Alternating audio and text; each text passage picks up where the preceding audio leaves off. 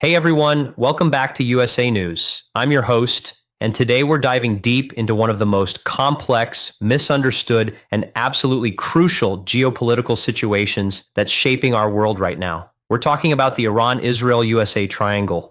But here's the thing, most people don't understand where this all started. They see the headlines, the tensions, the military posturing, but they don't know the real story behind it all. That's what we're fixing today. By the end of this video, you're going to understand exactly why Iran and Israel have been at odds for decades, why America got involved, and how all of this traces back to decisions made over a century ago that are still affecting geopolitics today. We're going to explore the historical events, the political calculations, the cultural and religious dimensions, and the modern implications of this conflict. So if you want to truly understand the Middle East and why international relations are so tense in that region, why there are military buildups happening right now, and why this situation has the potential to destabilize the entire world, stick around because this is the full story you absolutely need to know. Let's start at the very beginning, because understanding the origins is absolutely critical to understanding everything that comes later. We need to go back to the early 1900s, when the Middle East looked completely different than it does today. At this time, most of the Arab world and much of the region was under Ottoman rule. The Ottoman Empire was declining, and world powers were starting to look at the Middle East with great interest because of one thing: oil. British companies had discovered massive oil reserves in Persia, as Iran was called back then, and this changed everything. Oil became the commodity that powered the modern world, and whoever controlled Middle Eastern oil had enormous leverage. This is important to understand because all of the major decisions we're going to talk about are, in part, about oil and resources. But there's more to it than just economics. There was also imperial competition. Britain, France, and Russia all wanted influence in the region. Germany wanted it too. The race for resources and strategic dominance was on, and the Middle East became the battleground for these competing interests.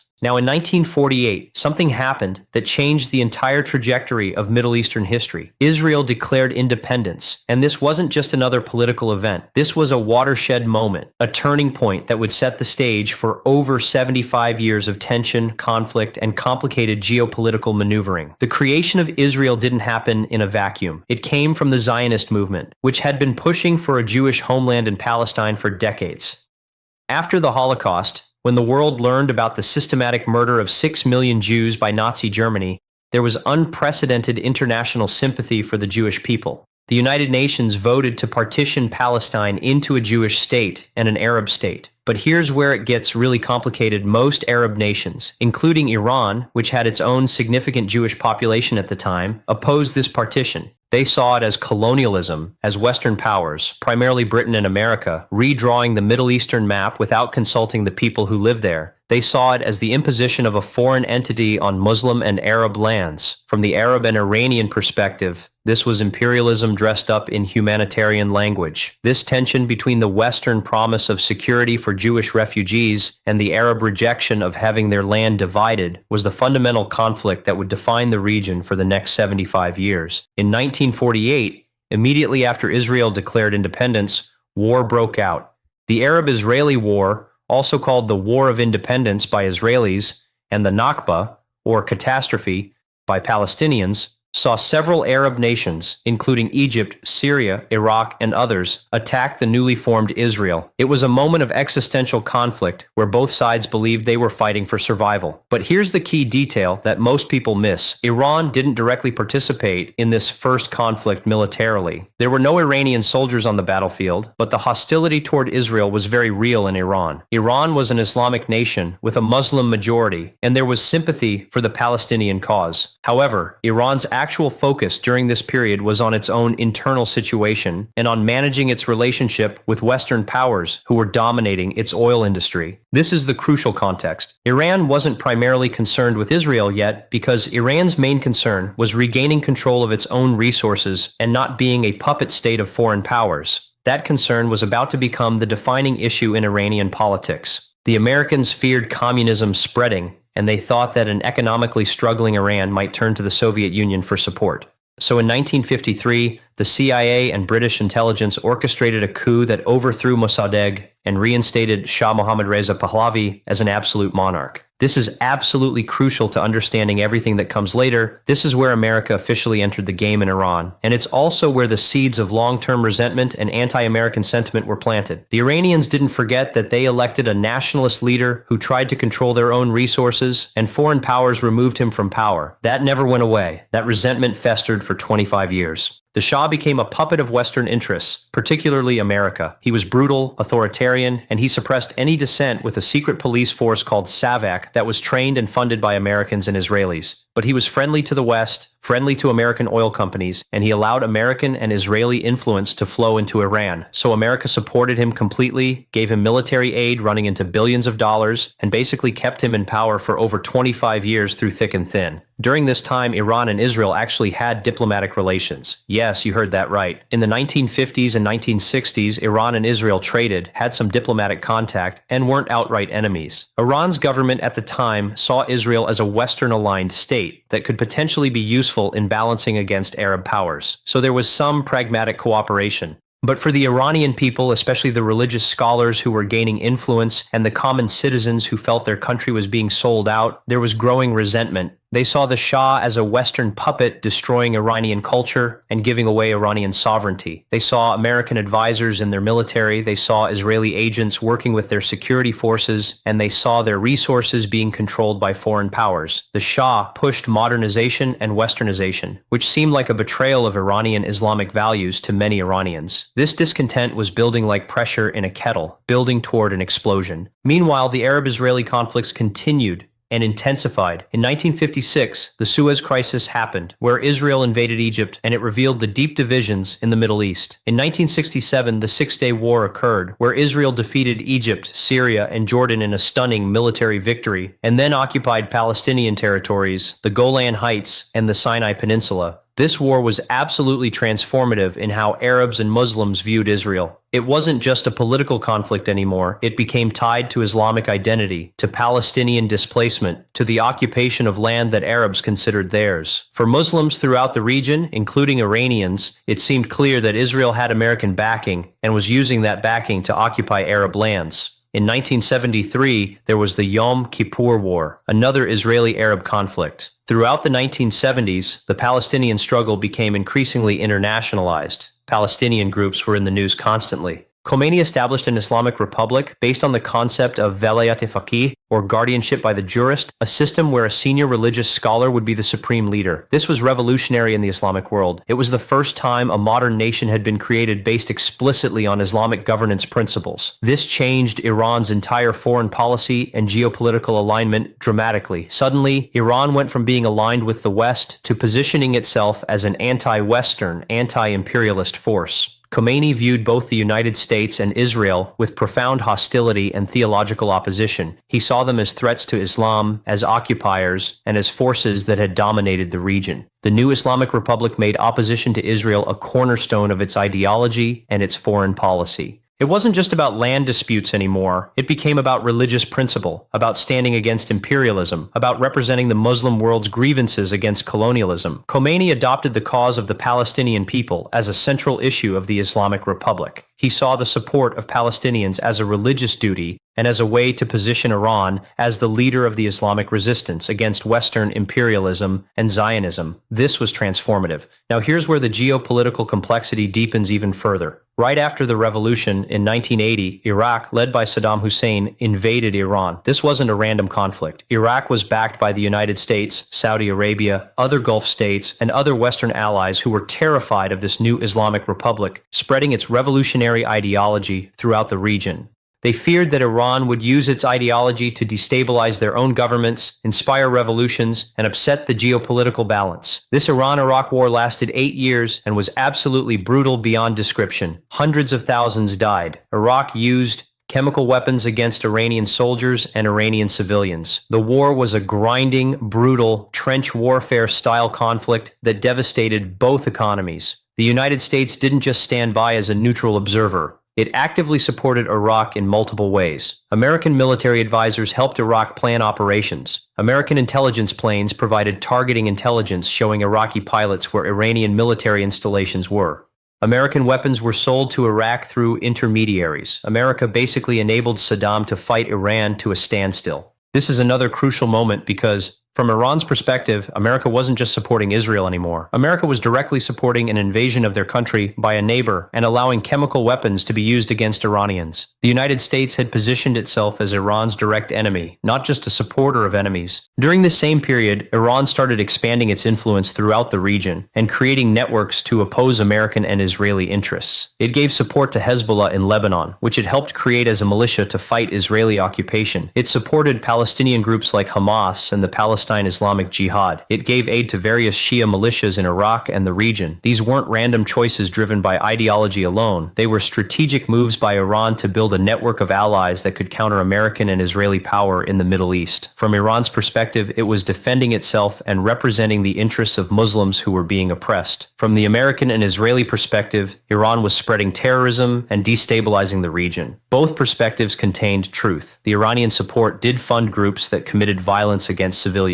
But the Iranian perspective that it was surrounded by hostile forces also had truth. Here was a newly revolutionary nation, isolated by sanctions and foreign pressure, invaded by its neighbor with foreign support, and trying to survive. The proxy network Iran built was in part an existential strategy. Throughout the 1990s and 2000s, the conflict became more layered and more complex still. Israel continued expanding settlements in Palestinian territories, building walls, and maintaining strict control over Palestinian movement. The Palestinian-Israeli conflict intensified with the First Intifada in 1987, a popular uprising, and then the Second Intifada in 2000, which was even more violent. Hundreds of Palestinians died, and dozens of Israelis died. America, under different administrations, Republican and Democratic, kept supporting Israel with massive military aid, with diplomatic protection in international forums like the United Nations, and with political backing. Israel received more military aid from the United States than any other country in the world. Over decades, the amount of military aid reached tens of billions of dollars. And Iran? Iran was becoming increasingly isolated due to Western sanctions, but it was also becoming more sophisticated in its ability to project power. It was developing ballistic missiles that could threaten countries in the region. It was expanding its influence through proxy groups and gaining actual control over parts of Iraq and Syria. It was becoming a significant regional power that the United States could no longer ignore. Iran's nuclear program was developing as well. Whether Iran's nuclear program was purely for peaceful purposes or included military components was, and still is, bitterly contested, but the program's existence made international powers very nervous. The United States invaded Iraq, overthrew Saddam Hussein, who had been Iran's enemy and who had invaded Iran, and created a massive power vacuum. And here's the ironic twist of geopolitics. By removing Saddam, the United States actually strengthened Iran's position in the region.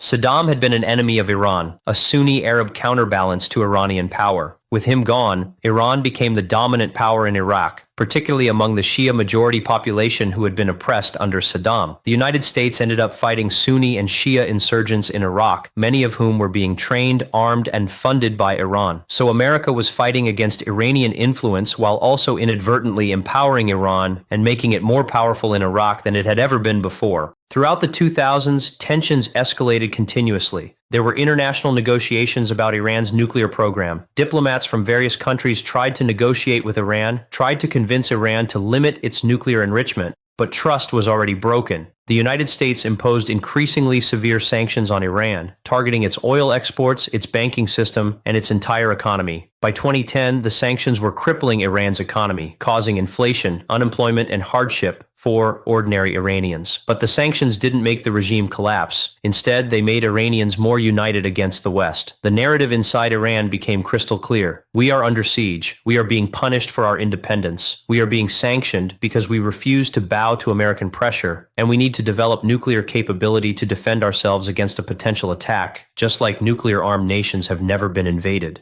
In 2015, after years of negotiation, the Joint Comprehensive Plan of Action, or JCPOA, was signed. This was a deal between Iran, the United States, Britain, France, Russia, China, and Germany that limited Iran's nuclear program in exchange for sanctions relief. It was seen as a diplomatic victory by President Obama and his supporters because it solved the nuclear issue peacefully. It was seen as a failure by Israeli leaders and American conservatives because they believed Iran couldn't be trusted and because any agreement with Iran was unacceptable. They believed you had to deal with Iran from a position of maximum pressure and strength, not through diplomatic compromise. Then, in 2018, President Donald Trump withdrew the United States from the JCPOA. He called it the worst deal ever made and said Iran had been cheating. International inspectors disagreed. They said Iran was complying with the agreement, but Trump withdrew anyway. With that withdrawal, the Trump administration reimposed sanctions, now even more severe than before, and added additional sanctions on top. It was called maximum pressure. The goal was to strangle Iran's economy so badly that either the regime would collapse or Iran would be forced to negotiate new terms favorable to the United States.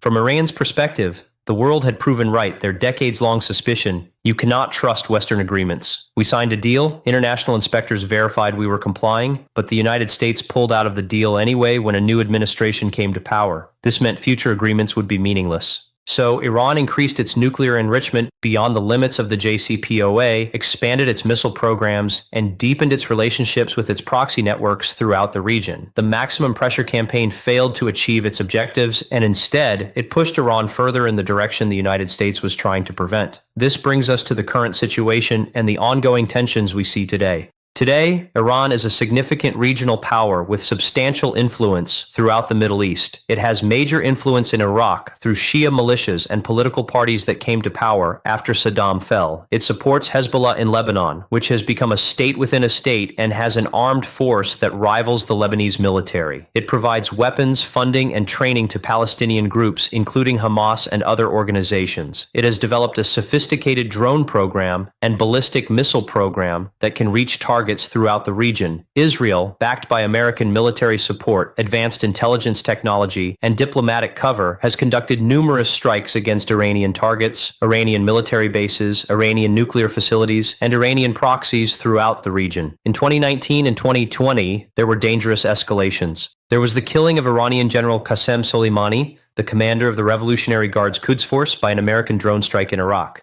Soleimani was perhaps the most powerful military figure in Iran, and his assassination was a shocking moment that brought Iran and America to the brink of direct conflict. Iran retaliated by firing ballistic missiles at American military bases in Iraq, and for a moment the world held its breath wondering if this would escalate to full-scale war. Fortunately, it didn't, but the tensions remain. So let's break down what we're really looking at in this situation. On one side, you have Israel, a nation that was created by the international community, but exists in a region where the majority of people are Arab and Muslim and don't recognize its legitimacy. Israel has nuclear weapons estimated at 200 to 300 warheads, advanced military technology provided by America, and the unconditional military support of the United States. Israel views Iran as an existential threat because Iran denies its right to exist and supports groups that attack it. Israel feels surrounded by enemies and believes that it must maintain overwhelming military superiority to survive. On the other side, you have Iran, a nation with 2,500 years of documented history and a sophisticated culture that sees itself as the guardian of Islamic interests in the region and opposes what it views as American imperialism and Israeli colonialism in the Muslim world. Iran has no nuclear weapons, but it's pursuing nuclear technology, which it claims is for peaceful purposes, but which Israel and the United States believe is meant to eventually develop weapons. Iran is developing missile technology and funding proxy groups as a way to extend its influence and protect itself against perceived threats. From Iran's perspective, it is under siege by more powerful forces and is using the tools available to it to protect itself. In the middle, you have the United States, which has enormous military presence in the region with bases in multiple countries, naval fleets in the Persian Gulf and surrounding waters, and a complete commitment to Israel's security. American policy is strongly influenced by the Israeli lobby, by evangelical Christian support for Israel, by American strategic interests in Middle Eastern oil and trade, and by the desire to maintain American dominance in the region. For decades, American policy has been to contain Iran and support Israel no matter what. But here's what's really important to understand. This entire conflict is built on decades of decisions, mistakes, betrayals, and miscalculations by all parties. The United States orchestrated a coup in Iran in 1953, which destabilized the country, destroyed the democratic movement in Iran, and created the conditions for the Islamic Revolution 3 decades later. That revolution was anti-American, but it was also a legitimate response to American interference and interference in Iranian affairs. Iran's support for proxy groups and opposition to Israel comes from a genuine belief that it's defending itself and defending Islam against imperialism and occupation. But that support also funds groups that commit violence and terrorism against civilians, which raises legitimate questions about whether the methods are justified. Israel was created as a response to the Holocaust and the legitimate desire of Jewish people to have a homeland in a world that had tried to eliminate them. But its creation displaced Palestinians who had lived there for centuries. And the occupation of Palestinian territories has continued for over 55 years without a permanent resolution, creating hardship and resentment. The United States has genuinely supported Israel's security, but in doing so, it's often enabled policies that fuel resentment throughout the Muslim world and created the perception that America supports Israeli actions, no matter the cost to Palestinians or peace in the region. None of this is simple. There are no clear villains and heroes here. There are just people, nations, and geopolitical interests colliding with each other, each believing they're justified, each believing they're defending themselves. What we're seeing today is the result of this long history. Iran has become a sophisticated power that challenges American hegemony in the Middle East. Israel remains determined to prevent Iran from developing nuclear weapons and to contain Iranian influence in the region. The United States continues to support Israel unconditionally while maintaining military presence throughout the region to protect what it sees as vital interests. And the Palestinian people? They remain caught in the middle, suffering in occupation, living in blockade, without a state of their own, and often forgotten in the larger geopolitical calculations of the superpowers.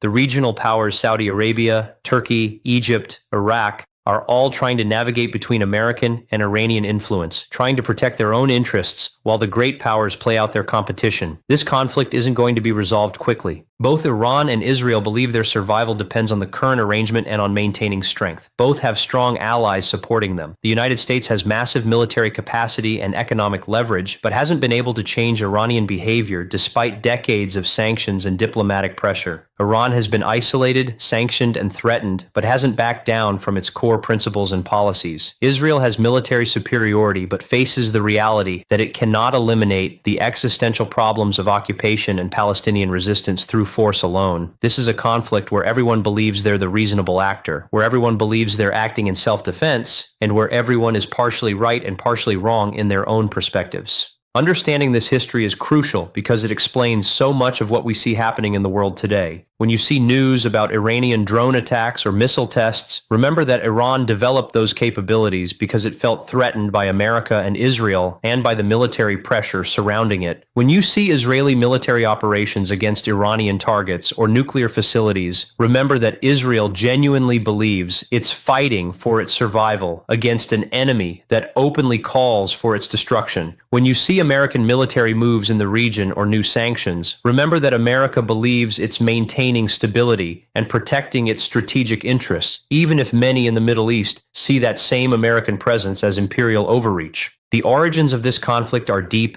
they're complicated, and they involve legitimate grievances from all sides, historical traumas that haven't been healed, and strategic competitions for regional dominance, all mixed together in a complex web. Moving forward, any solution that has a chance of working has to address these origins. It has to acknowledge the legitimate security concerns of all parties involved. It has to recognize that Israel's desire to exist and to be secure and the Palestinians' right to self-determination are not mutually exclusive, even if they seem that way right now. It has to understand that Iran's security concerns and the international community's concerns about its nuclear program could potentially be addressed through diplomacy rather than through confrontation and sanctions that only harden positions. And it has to recognize that American power alone cannot solve this problem. Ultimately, the people and nations of the region have to find their own path forward, one that allows for coexistence rather than endless conflict. That's the real journey we need to be on. That's the history we need to learn from. That's what I hope this video has helped you understand. That's the real story of Iran, Israel, and America, a story that's not a simple narrative of good versus evil, but a complex geopolitical situation born from a century of decisions, interventions, revolutions, wars, and miscalculations. It's a situation where everyone involved believes they're right, where everyone has legitimate grievances, and where the path to resolution requires understanding and empathy that often seems in short supply. I hope this video has given you a deeper, more nuanced understanding of where this conflict came from, why it matters so much for global politics today, and what the stakes are for the future. If you found this analysis helpful and want to keep learning about the geopolitical forces shaping our world, please hit that like button and subscribe to USA News for more deep dives into international relations, geopolitics, history, and the news stories that matter most. Let me know in the comments what aspect of this conflict you'd like us to explore more deeply, whether it's the Palestinian perspective, the Israeli perspective, modern sanctions policy, nuclear negotiations, or anything else related to Middle Eastern geopolitics. Thanks so much for watching, and I'll see you in the next video.